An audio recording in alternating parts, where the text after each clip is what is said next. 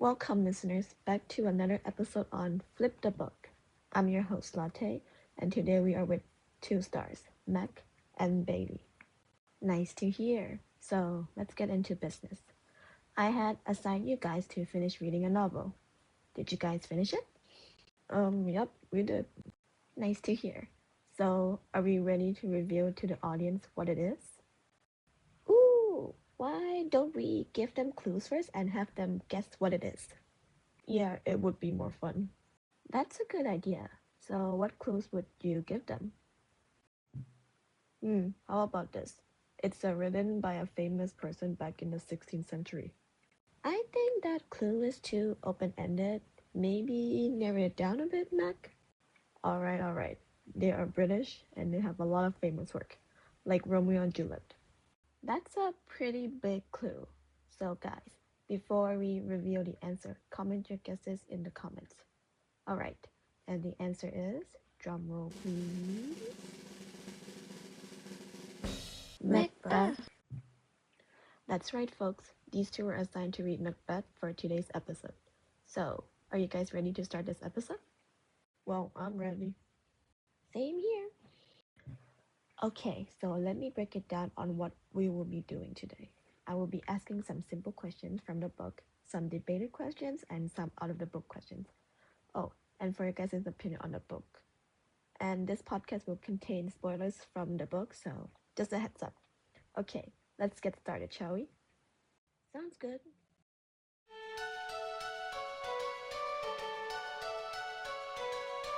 So, can one of you guys briefly explain what Macbeth is about? I'll answer this one. So, Macbeth, a loyal Scottish general, meets three witches who tell him that he'll become king. When part of it comes true fast, his wife, Lady Macbeth, pushes him to murder King Duncan and seize the throne. He kills the king, becomes the king, and then he starts to feel guilt and paranoia takes over. He kills more people to stay in power, including his friend Banquo. The witches give him more prophecies that make him feel invincible, but they tricked him. In the end, a rebellion led by Malcolm and Macduff overthrows him, and Macbeth dies when battling Macduff.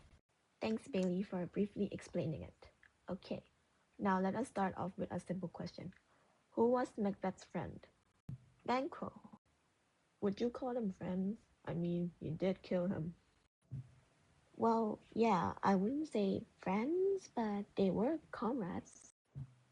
Okay, moving on. Who told Macbeth about the prophecy? Mac, you mind answering this one? Sure. So it was the witches that told Macbeth about the prophecy. Bailey, the next one's for you. How many children did Duncan have? Two. I believe their name was Malcolm and Donnablady. Correct. Okay, last questions of the easier ones. What was the name of the leader of the witches? Hecate. Okay, so I can see that you both have read the book and understand the concept. Now I'm gonna ask some more advanced questions. Why do you think Macbeth killed the king? I think that he killed Duncan because the witch's prophecy sparked his ambition. He would be king, and the fact that he got the title Thane of Cawdor right away made it feel real. But he might have backed out if Lady Macbeth hadn't pushed him into killing the king. Oh, I would also like to add that once the idea takes hold, Macbeth starts to justify himself. He was scared of what would happen, but his ambition wins. He worries that if he doesn't grab the throne now, Banquo's descendants might claim it later. Nice interpretation, guys. So for the next question, were there any motifs or repeated idea symbols in the book that you noticed?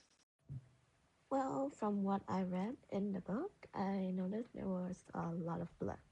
First, I noticed in the beginning when the captain calls Macbeth a bloody man, he caused this since he was a good fighter on the battlefield when they were battling with the Norwegian army.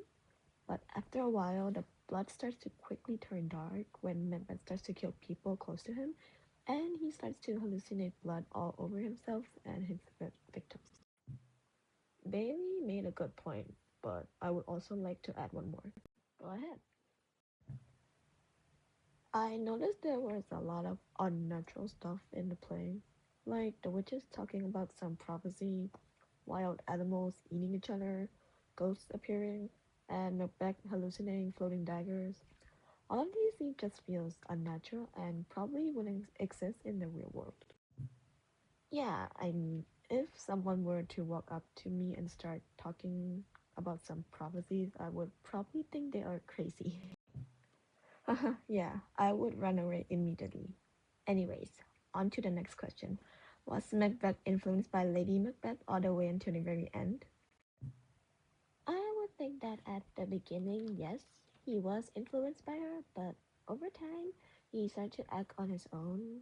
He hides Banjo's murder from her, and by her death, he's cold about it, saying that she should have died her after, or something along the line with that. Her influence fades out as he becomes more independent and ruthless. I see. Was Lady Macbeth evil for thinking and manipulating Macbeth like that?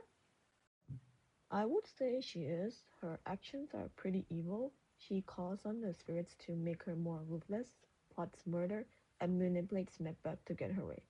I would say that is pretty evil. Well, I agree with you, Mac. I also think that she had her reasons for doing that. She's loyal to Macbeth, sees the prophecy as his destiny, and in her time, women couldn't claim power directly, so she had to be manipulative in order to stay safe and rise to power. Huh, I never thought of it that way. That is a good point. Thank you. Logic.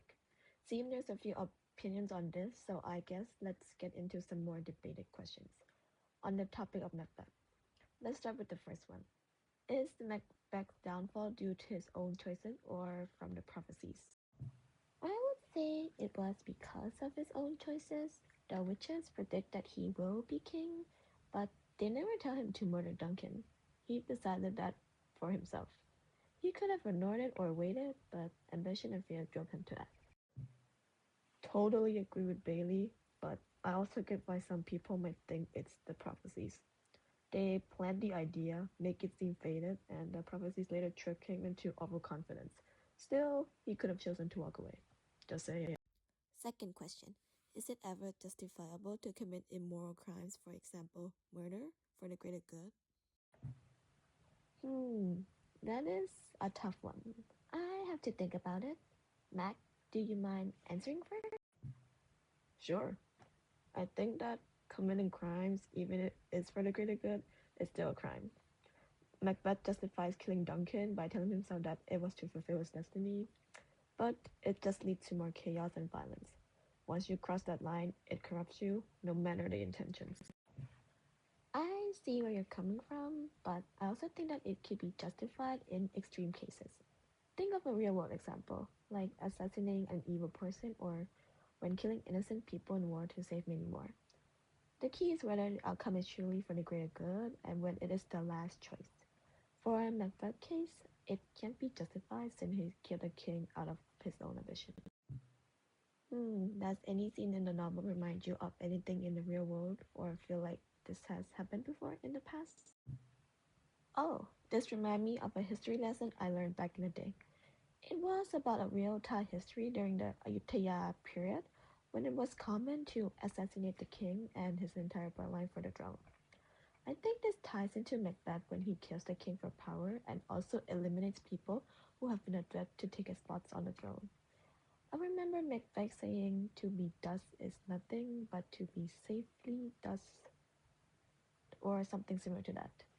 The king from Thailand's logic is that if you leave one boy alive, he might grow up and take your crown. Kinda like how Macbeth killed Bancho and his sons ensures that he wouldn't be overthrown. Let's move on. Since you both finished the book, did you guys expect the ending to end like that? For me personally, I didn't expect the end to end with Macduff becoming king. I always thought that the book hinted that Fleance, Banquo's son, would be king. But didn't the book say that Banquo's descendants would be king? It doesn't specifically say that Fleance would be king. Oh, right. Now that I think about it, it does say it. So I guess it could mean that one day one of his descendants would overtake the throne, but we will know who. Well, that's all the questions I have for you guys. Thank you guys so much for coming on this episode. No worries. It was our pleasure. Well, I hope you guys enjoyed this week's episode on Flip the Book. Make sure to come back to watch more episodes in the near future. Hope you guys had a wonderful day. I'm your host, Latte. Goodbye, folks.